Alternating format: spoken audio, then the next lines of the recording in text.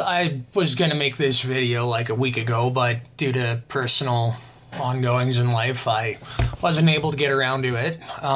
So I'm gonna make it now, even though it's a little bit after the fact. We're gonna weigh in on Angry Joe and the quartering from last week. I was a fan of Angry Joe for a good long while. I still have an appreciation for his work. The content that he makes isn't without its quality. My issue with Angry Joe falls on the man himself. Great at what he does, great for reviews, good for movie reviews, good humor.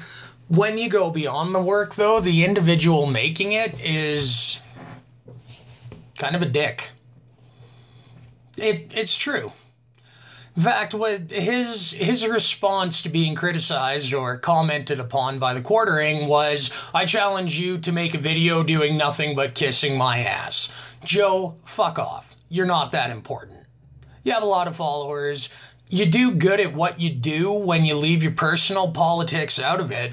But the biggest problem with Angry Joe as it stands now is that going beyond the work where he can focus his frustrations, he's just a real kind of a dick of a person. I mean, the only exchange I've had with him has been when he went off about Battlefield 5. I told him straight up, like, you just lost a fan. And you start letting your personal politics get into how you do your work. I mean, when in the course of your work, you're insulting half the people out there, you got to take it with a grain of salt when they tell you that, you know, what you said, how they changes or affects how people perceive you, when your response is pretty much, fuck off. I'm not going to tune in for anymore. I'm still subscribed to his channel. I see when he posts new stuff, but I'm way more picky about it because as a viewer and a one-time fan, I'm not going to support anybody who talks to me that way. Why would I want to open up a video, have to watch 5 seconds for an ad to skip it to view his work, just to be insulted? And then know that he's getting paid for me watching his video. I'm not going to do it. I don't care about him enough to do it. And I'm not the quartering or some big YouTube personality, so he could tell me straight up to fuck off. No one would bat an eye, and I frankly wouldn't give a shit. But I don't miss an episode of Jeremy's stuff. Now, Joe, listen. Listen. I don't necessarily agree with every single thing Jeremy says. However, it is very easy to tune in to anything he does and take every word he says and, you know, take it with a grain of salt. See, the biggest difference between Joe and Jeremy is that Jeremy is very collected.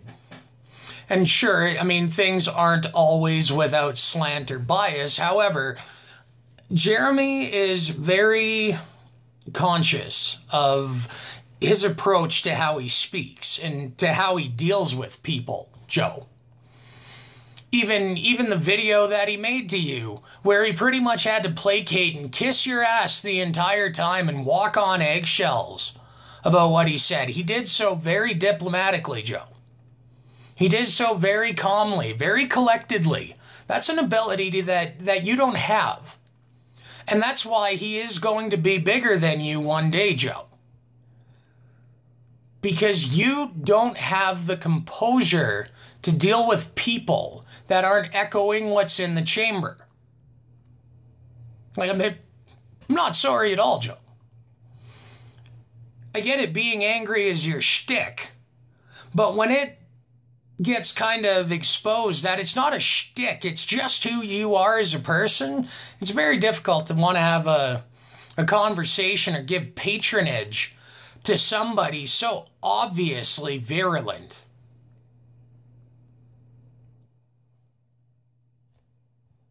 So, Joe, when you're dealing with other people, I suggest you calm down. Maybe try to be calm, collected, and rational, Joe. Not tell my fans off because I alienate them and fuck them for it, Joe. Not angry that not everybody thinks the way I do, Joe. Not kiss my ass and tell me how awesome I am because how dare you criticize me, Joe. You're good at your job, Joe. That's what people support and tune in for. The more you open up your mouth outside of it, and the more you have these petulant, juvenile reactions like a child, the more people are going to be dissuaded from listening to you. Like, you realize that. You must realize that.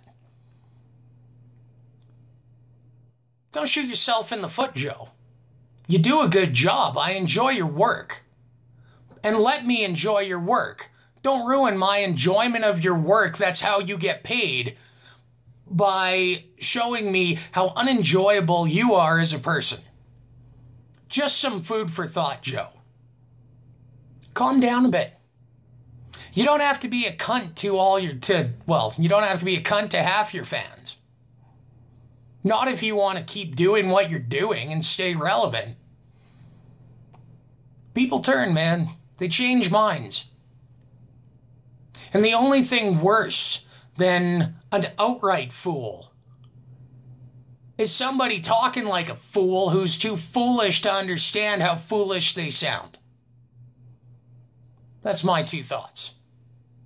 Joe, keep doing what you're doing. You do nice work. I respect your work. I enjoy your work.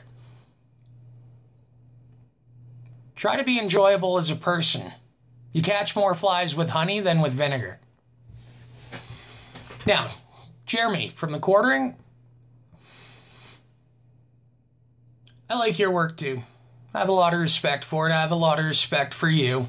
I don't always agree, but you are very much a shining example of what a good, composed person engaging in discourse sounds like. And even when you do get mad or a little bit worked up, that's kind of where your videos shine. Joe, take some cues. There are ways to engage people without having to be a caricature of yourself. That's all.